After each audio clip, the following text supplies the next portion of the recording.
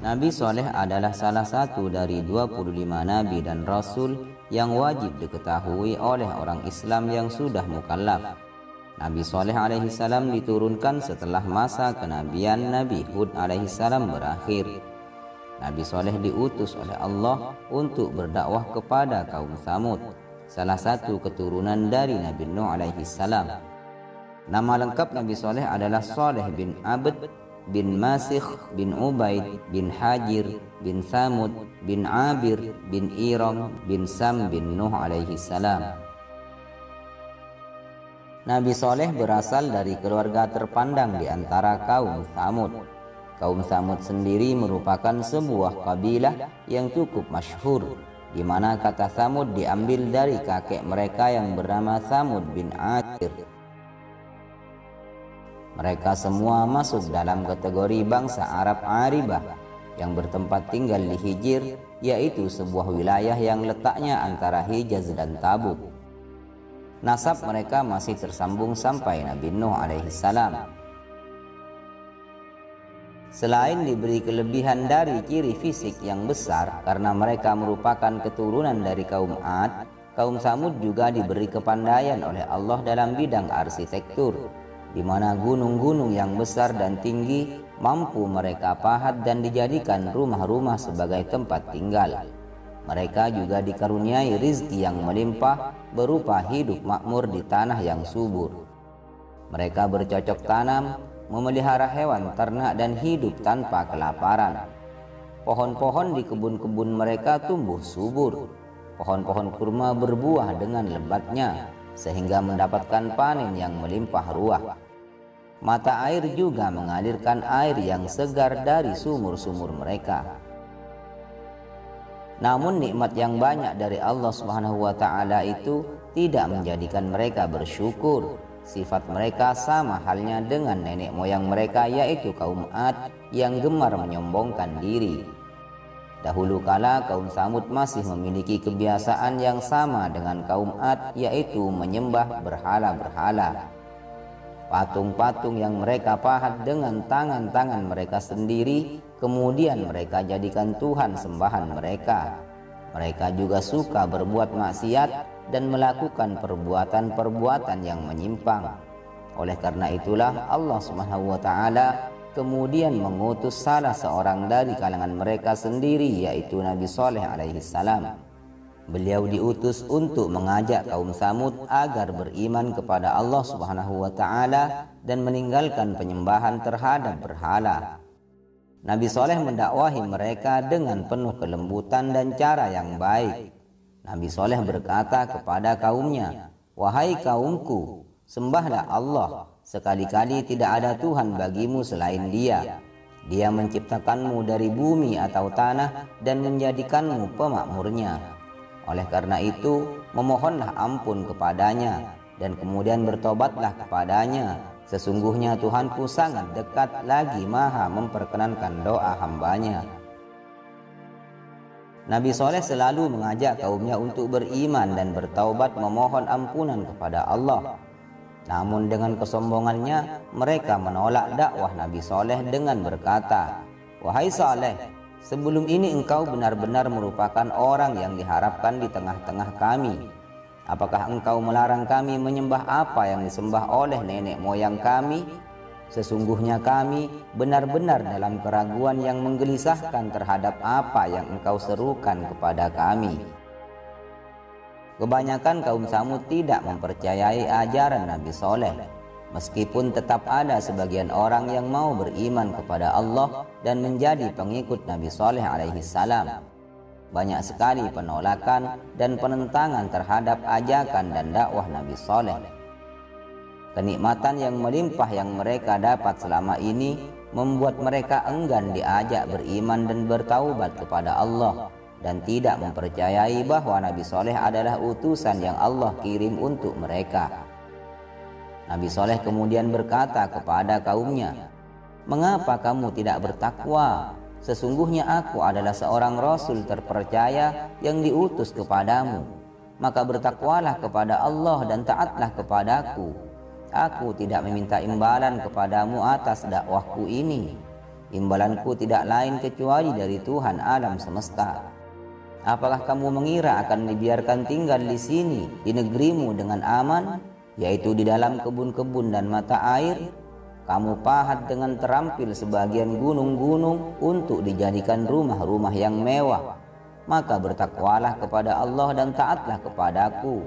Janganlah kamu mengikuti perintah orang-orang yang melampaui batas, yaitu mereka yang berbuat kerusakan di bumi dan tidak melakukan perbaikan.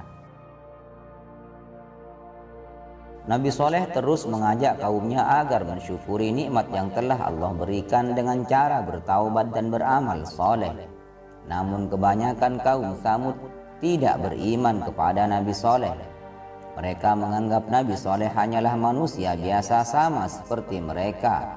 Bahkan mereka menganggap Nabi Soleh telah terkena sihir dan tidak mengerti apa yang diucapkan saat menyeru kepada mereka untuk beribadah kepada Allah serta meninggalkan sesembahan selain Allah. Karena itu mereka berani menantang Nabi Soleh untuk menunjukkan mukjizat yang tidak masuk akal, karena mereka yakin Nabi Soleh tidak akan bisa melakukannya.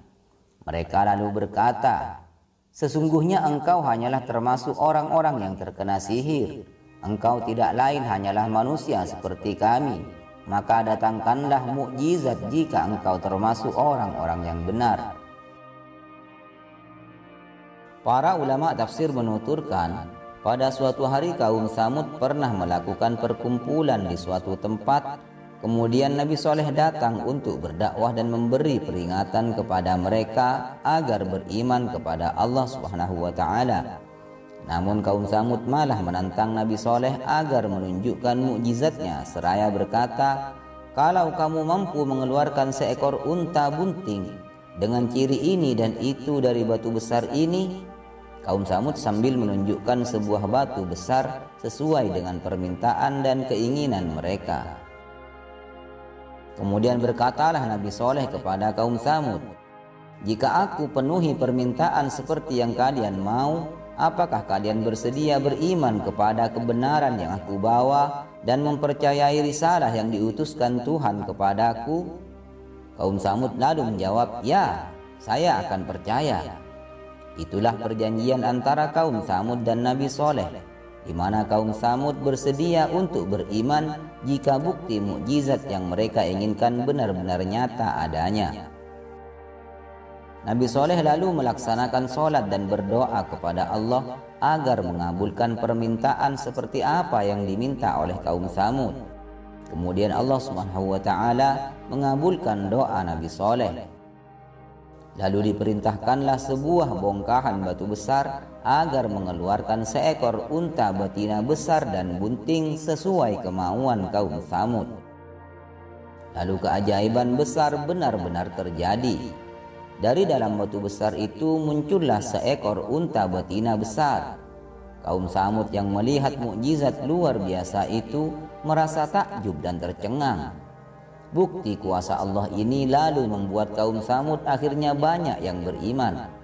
Namun sebagian besar dari mereka masih memilih tetap kafir dan mengingkari. Di antara pemimpin kaum Tsamud yang beriman adalah Junda bin Amr bin Mikhlah bin Labid bin Jawas. Namun banyak juga dari pemimpin dan pembesar kaum Tsamud yang masih memilih tetap kafir. Nabi Soleh alaihissalam lalu berkata kepada mereka, "Wahai kaumku, inilah unta betina dari Allah sebagai mukjizat untukmu. Oleh karena itu, biarkanlah dia makan di bumi Allah dan janganlah kamu memperlakukannya dengan buruk yang akan menyebabkan kamu segera ditimpa azab." Itulah kesepakatan antara Nabi Soleh dan kaum Tsamud. Unta itu tidak boleh diganggu apalagi disakiti. Unta itu harus dibiarkan makan dan minum dari sumur yang sudah ditentukan pada waktu yang ditentukan. Pada awalnya kaum Tsamud menyepakati unta itu ada di lingkungan mereka, membiarkannya memakan rumputan dan minum air. Di saat unta itu meminum air sumur kaum Tsamud selama sehari, maka kaum Tsamud dan ternaknya menunda kebutuhan air hingga hari berikutnya. Kaum Samud diperbolehkan memerah dan meminum air susu unta itu hingga kebutuhan mereka terpenuhi. Namun, nikmat dan mukjizat itu tidak banyak membuat kaum Samud bersyukur dan mau beriman. Ketika kondisi telah lama berlangsung, kemudian para pembesar kaum Samud mengadakan rapat. Rapat itu akhirnya menghasilkan sebuah kesepakatan untuk menyembelih unta Nabi Soleh agar mereka bebas meminum dan menggunakan air untuk kebutuhan sehari-hari mereka. Eksekutor penyembelihan akan dilakukan oleh pemimpin kaum Samud yang bernama Qidar bin Salih bin Junda yang berkulit merah bercampur biru dan abu-abu. Konon Qidar bin Salih ini adalah anak zina dari Salih. Diceritakan oleh Ibnu Jarir dan ulama tafsir lainnya bahwa ada dua orang wanita dari kaum Samud yang nama salah satunya adalah Soduf binti Al-Mihya bin Zuhair bin Al-Mihya. Dia adalah wanita yang kaya dan memiliki kedudukan, namun ia berada di bawah kekuasaan suaminya yang menjadi pengikut Nabi Soleh. Kemudian Soduf menceraikan suaminya dan kemudian mengajak sepupunya yang bernama Masda bin Mahraj bin Al-Mihya untuk ikut membantu Qidar membunuh unta Nabi Soleh. Kemudian dua pemuda kaum Samud yang bernama Qidar dan Masda itu pergi menuju kaumnya untuk mengajaknya ikut bergabung membunuh unta Nabi Soleh. 7 orang dari kaum itu menyanggupi dan bergabung bersama 2 orang yang mengajaknya sehingga mereka kini berjumlah 9 orang. Bahkan setelah itu mereka masih pergi pada kabilah lain untuk mengajaknya ikut bergabung membunuh unta Nabi Soleh. Mereka semua memasang perangkap agar bisa memanah unta itu tanpa kesulitan. Dan benar saja, di saat unta betina itu meninggalkan tempat air, Masda memanah unta itu hingga tepat di bagian tulang betisnya. Kemudian para wanita dari berbagai suku datang untuk membunuhnya, dan mereka menundukkan wajah mereka untuk memberi semangat. Maka Qidar bin Salih mendahului mereka dan menyerangnya dengan pedang hingga kaki unta itu terkoyak dan akhirnya tersungkur ke tanah sampai ia menjerit dengan sangat keras hingga anak yang tengah dikandungnya keluar dari perutnya. Qidar lalu menyembelih unta itu, sementara anak unta yang tadi lahir berhasil melarikan diri dari kejahatan kaum Samud yang kafir. Anak unta itu berhasil lari dan menaiki gunung serta mengeluarkan suara yang keras sebanyak 3 kali. Riwayat dari Abdul Razak dari Ma'mar dari orang yang mendengar Imam Hasan menyebutkan kalau anak unta itu berkata, "Ya Rob, di mana ibuku?"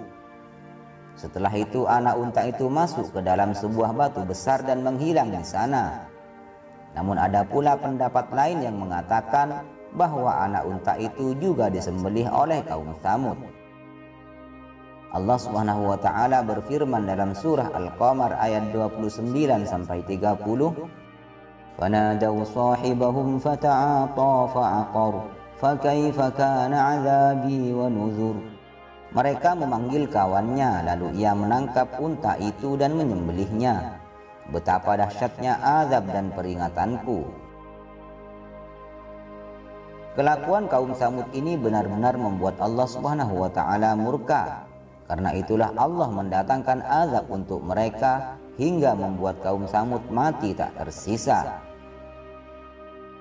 Setelah kaum Samud membunuh unta Nabi Soleh, mereka lalu mengumumkan pembunuhan itu ke publik dengan bangganya. Padahal Allah telah melarang mereka untuk mengganggu apalagi menyakiti unta betina itu. Tapi rupanya kekafiran mereka telah menutupi hati dan akal mereka. Bahkan mereka berani mendatangi Nabi Soleh alaihi salam dan berkata, "Wahai Soleh, buktikanlah ancaman atau azab kamu kepada kami jika kamu memang benar seorang Rasul." Ya, begitu beraninya kaum Samud ini menantang Nabi Soleh untuk disegerakan azab dari Allah. Ancaman keras yang disampaikan Nabi Soleh sebelumnya nampaknya tidak membuat mereka takut bahwa azab Allah akan benar-benar datang. Nabi Soleh lalu berkata kepada mereka, "Bersenang-senanglah kalian di rumahmu selama 3 hari. Itu adalah janji yang tidak dapat didustakan." Nabi Soleh alaihissalam memberikan jangka waktu selama 3 hari bagi kaum Tsamud untuk bersenang-senang. 3 hari itu merupakan hari selain hari saat mereka membunuh unta betina. Hal ini diharapkan kaum Tsamud yang kafir mau bertaubat dan menyesali perbuatan mereka. Namun hati kaum Tsamud yang kafir telah terbujuk rayuan syaitan. Mereka masih enggan bertaubat dan tidak percaya bahwa akan ada azab yang segera menimpa mereka. Dan biadabnya lagi, di waktu sore mereka berembuk dan berniat untuk membunuh Nabi Soleh dan keluarganya. Mereka menginginkan agar Nabi Soleh juga segera menyusul untanya yang telah mati. Mereka berkata, "Kita akan menyerang Soleh dan keluarganya, lalu kita akan membunuhnya." Mereka mengatur siasat dan tipu daya, di mana jika Nabi Soleh dan keluarganya telah mati, maka mereka akan berkata kepada ahli warisnya bahwa mereka tidak mengetahui sebab kematian Nabi Soleh dan keluarganya. Mereka akan selalu menutup-nutupi pembunuhan atas Nabi Soleh dan keluarganya. Namun Allah Maha Kuasa dalam mengatur tipu daya. Di saat para penjahat utusan kaum Tsamud itu hendak membunuh Nabi Soleh, maka Allah mengirimkan batu-batu besar kepada mereka. Batu-batu itu lalu dilemparkan dan menimpa seluruh para penjahat itu hingga semuanya tewas secara mengenaskan. Azab ini adalah termasuk sebagian azab yang disegerakan pada sebagian kaum Tsamud yang kafir. Allah Subhanahu wa ta'ala akan selalu melindungi para nabi dari kejahatan kaumnya. Setiap keburukan yang hendak dilakukan oleh orang-orang kafir sangatlah mudah bagi Allah untuk menggagalkannya. Nabi Soleh dan pengikutnya yang beriman kemudian memilih pergi meninggalkan kampung halaman. Nabi Soleh sangat sedih meninggalkan kaumnya di kampung Hijir. Beliau telah berusaha mengajak mereka untuk bertaubat dan beriman kepada Allah. Sudah berbagai macam cara dilakukan untuk menasihati kaum Tsamud. Namun hati mereka sangat keras bagaikan batu, sehingga mereka selalu menolak dakwah beliau. Bahkan mereka berulang kali menantang Nabi Soleh agar disegerakan azab Allah yang diancam-ancamkan selama ini. Ketika hari Kamis tiba, yaitu hari pertama masa penantian 3 hari semenjak dibunuhnya unta betina Nabi Soleh, maka terjadilah beberapa peristiwa. Saat itu wajah kaum Tsamud tiba-tiba berubah pucat pasi. Wajah-wajah mereka berubah menjadi kekuning-kuningan, sama persis dengan yang telah diancamkan Nabi Soleh. Ketika siang hari berlalu dan sampai di waktu sore, kaum Tsamud berkata kepada yang lainnya sambil berteriak, "1 hari penantian itu sudah lewat." Ketika hari Jumat telah tiba, yaitu hari kedua penantian, wajah-wajah kaum Tsamud tiba-tiba berubah menjadi merah. Ketika siang hari berlalu dan sampai di waktu sore, kaum Tsamud berkata lagi sambil berteriak, 2 hari penantian itu sudah lewat. Dan pada keesokan harinya, yaitu hari Sabtu atau hari ketiga penantian, tiba-tiba wajah kaum Tsamud berubah menjadi hitam. Ketika siang hari berlalu dan sampai di waktu sore, kaum Tsamud berkata lagi sambil berteriak, "Masa penantian telah lewat, masa penantian telah lewat." Ketika hari Ahad pagi telah tiba, mereka bersiap-siap menunggu datangnya azab Allah. Dengan santainya mereka duduk manis menanti siksaan apa yang hendak menimpa mereka. Padahal mereka tidak mengetahui apa yang akan mereka alami dan dari arah mana azab itu muncul. Di saat matahari terbit, tiba-tiba datanglah suara gemuruh yang dahsyat dari arah langit tepat di atas mereka. Disusul kemudian bumi diguncang gempa yang sangat kuat dan dahsyat. Efek dari peristiwa mengerikan ini kemudian membuat bangunan-bangunan dan rumah-rumah kaum Samud runtuh dan hancur. Seluruh orang-orang dari kaum Samud yang kafir akhirnya mati secara mengenaskan. Setelah terjadinya peristiwa yang sangat mengerikan itu, semua terasa diam. Suasananya kembali sunyi, tanpa suara, tanpa gerakan.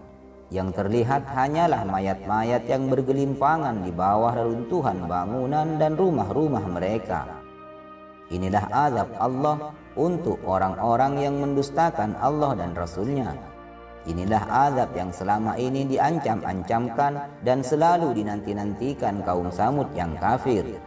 Sekarang azab itu terbukti nyata adanya. Mereka yang mengingkari kebenaran Allah telah berubah menjadi bangkai-bangkai yang berserakan di bumi Hijr tanpa daya dan kekuatan apapun. Allah Maha berkehendak dan Maha berkuasa. Allah mampu membinasakan suatu kaum dengan sangat mudahnya bila Allah berkehendak. Tidak ada satupun yang mampu menghindar jika azab Allah telah datang menimpa. Meskipun kaum Samud telah binasa, ternyata ada satu orang yang berhasil selamat dari azab itu. Ia adalah seorang budak wanita yang bernama Kalbah binti Salab. Sebagian riwayat mengatakan ia bernama Zari'ah. Kondisi budak itu lumpuh.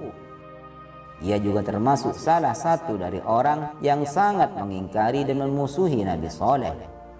Ia adalah satu-satunya orang yang berhasil selamat dari bencana mengerikan itu. Ternyata di saat budak itu melihat azab yang menimpa kaum Samud, ia lalu menjulurkan kakinya dan kemudian berdiri. Ia kemudian berlari sekuat tenaga menjauhi tanah Hijr, di mana di sana terjadi gempa yang dahsyat yang merenggut semua nyawa kaumnya. Ia terus berlari menyelamatkan diri hingga akhirnya sampailah ia di sebuah perkampungan Arab. Budak wanita itu lalu menghampiri salah seorang dari penduduk di perkampungan Arab itu dan memberitahukan tentang peristiwa mengerikan yang ia lihat serta menimpa kaumnya. Kemudian budak wanita itu meminta air kepada salah satu penduduk untuk diminum. Namun setelah meminum air itu, budak wanita itu akhirnya mati seperti kaum Samud yang lainnya. Sehingga binasalah seluruh orang-orang kafir dari kaum Samud yang berada di tanah Hijr. Allah Subhanahu wa taala berfirman dalam surah Hud ayat 68, "Ka'an lam yaghnaw fiha ala inna Samud kafaru rabbahum ala bu'dan li Samud." Negeri itu tampak tanpa bekas sama sekali, seakan-akan mereka belum pernah tinggal di sana. Ingatlah sesungguhnya kaum Samud telah mengingkari Tuhan mereka. Ingatlah bahwa kaum Samud telah binasa. Itulah kisah mengerikan dari pembinasaan kaum Samud, di mana mereka dihancurkan dan dibunuh dengan suara yang menggelegar dari langit dan gempa yang dahsyat. Setelah kaum Samud binasa, dikatakan Nabi Saleh alaihi salam hijrah ke tanah haram dan menetap di sana hingga beliau wafat. Ada sebuah kisah di masa Nabi Muhammad sallallahu alaihi wasallam. Pernah suatu hari beliau melakukan perjalanan ke Taif bersama para sahabat. Di tengah perjalanan, tiba-tiba mereka melintasi sebuah makam tua. Makam misterius itu tentu menjadi pertanyaan bagi para sahabat yang penasaran. Lalu Rasulullah bertanya kepada mereka, "Tahukah kalian makam siapa ini?" Para sahabat menjawab, "Allah dan Rasul-Nya lah yang lebih tahu." Rasulullah lalu melanjutkan penjelasannya, "Ini adalah makam Abu Righal, yaitu seseorang dari kaum Samud. Ia berada di tanah haram Allah. Tanah haram melindunginya dari siksa Allah. Namun di saat dia pergi meninggalkan tanah haram, ia tertimpa azab seperti yang menimpa kaumnya. Lalu ia dimakamkan di sini." Rasulullah menjelaskan bahwa mayat Abu Righal dimakamkan bersama sebatang emas. Itulah ciri-ciri makam Abu Righal yang masih termasuk golongan kaum Samud. Jika makam Abu Righal dibongkar, maka akan didapati sebuah emas batangan yang berdekatan dengan mayat Abu Rigol. Misteri kematian Abu Rigol memang tidak bisa terlepas dari azab yang menimpa kaumnya, yaitu di saat azab Allah datang menimpa kaum Samud, Abu Rigol masih bisa selamat karena berada di tanah haram. Akan tetapi saat ia pergi keluar dari tanah haram, maka ia pun terkena azab yang mengerikan seperti kaum Samud. Setelah mendengar penjelasan dari Rasulullah, para sahabat lalu turun dari tunggangannya untuk membongkar makam itu. Para sahabat melakukan penggalian makam tua itu dengan pedang. Mereka lalu mulai mencari dan menggali tanah makam itu untuk membuktikan sabda Rasulullah SAW. Setelah lama mencari dan menggali, akhirnya terlihat sebatang emas terpendam di dalam makam Abu Rigol. Ternyata memang benar, makam itu adalah makam Abu Rigol yang terdapat sebuah emas batangan. Mendapati hal yang luar biasa itu, para sahabat lalu mengeluarkan emas batangan itu.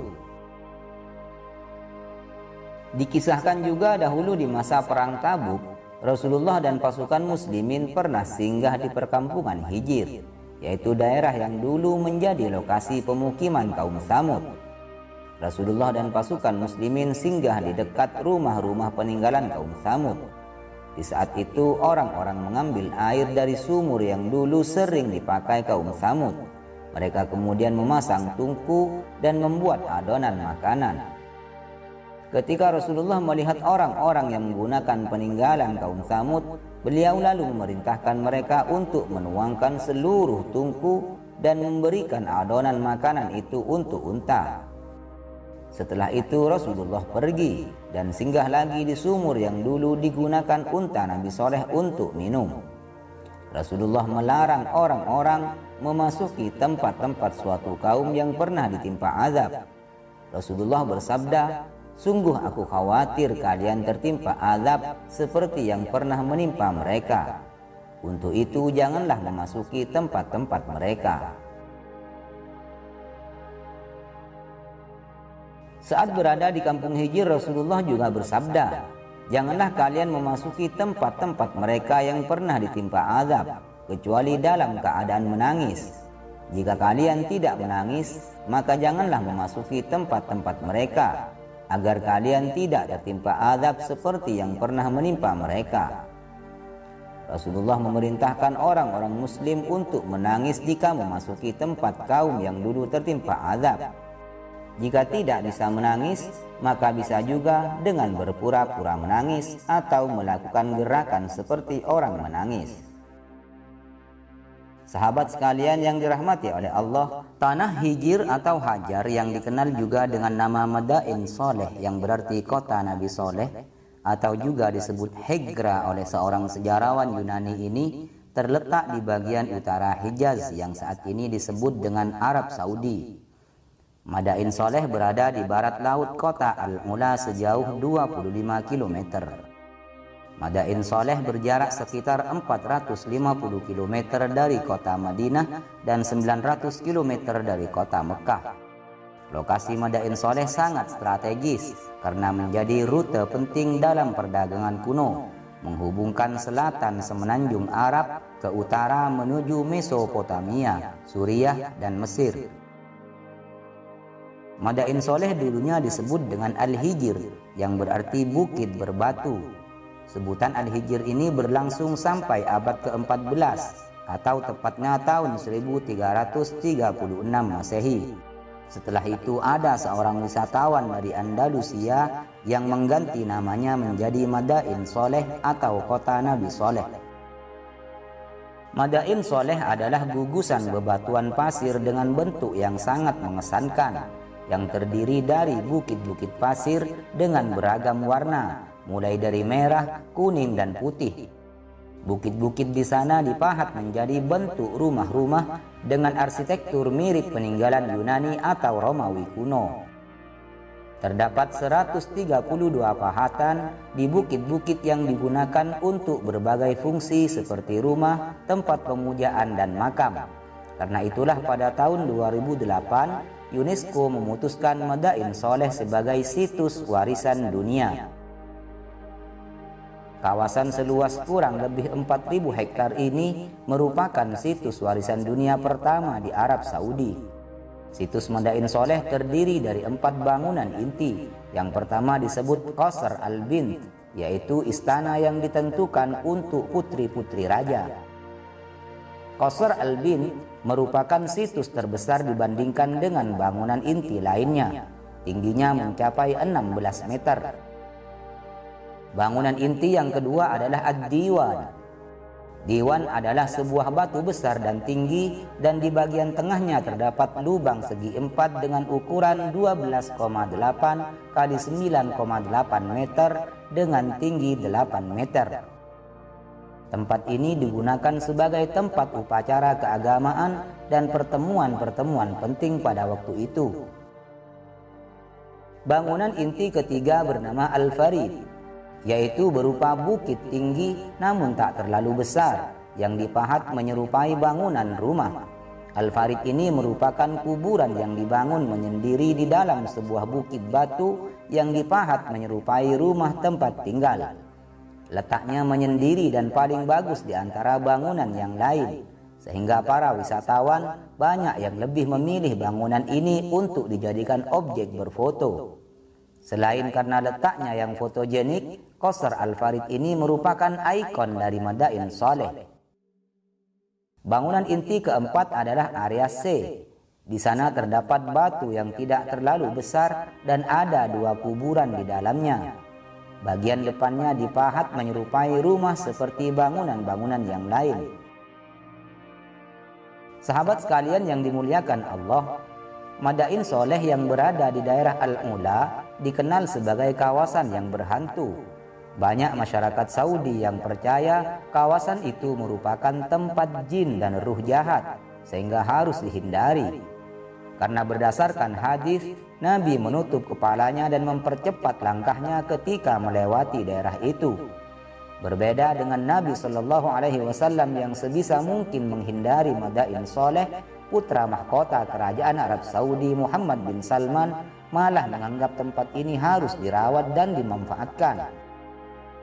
Muhammad bin Salman berencana membangun Madain Soleh menjadi kawasan wisata.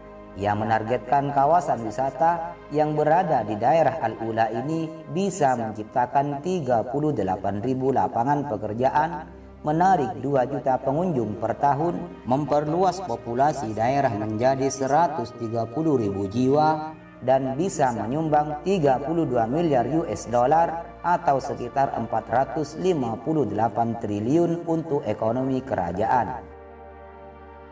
Kerajaan Arab Saudi yang dipimpin Muhammad bin Salman ini pun menggelontorkan dana 15 miliar US dollar atau sekitar 214 triliun rupiah untuk membangun Madain Soleh menjadi tempat destinasi wisata yang menakjubkan. Dan proyek besar ini diperkirakan selesai pada tahun 2035. Sebagai dana awal, pemerintahan Arab Saudi menggelontorkan 2 miliar US dollar atau sekitar 28 triliun sebagai pendanaan awal untuk mengembangkan kawasan Al-Ula. CEO Komisi Kerajaan untuk Al-Ula atau RCU bernama Amr Al-Madani mengatakan dana juga akan mengucur dari kemitraan Saudi dengan pihak swasta, yakni sebesar 3,2 miliar US dollar atau sekitar 45 triliun yang akan digunakan untuk pembangunan infrastruktur kota di tahap 1 pada tahun 2023 kemarin.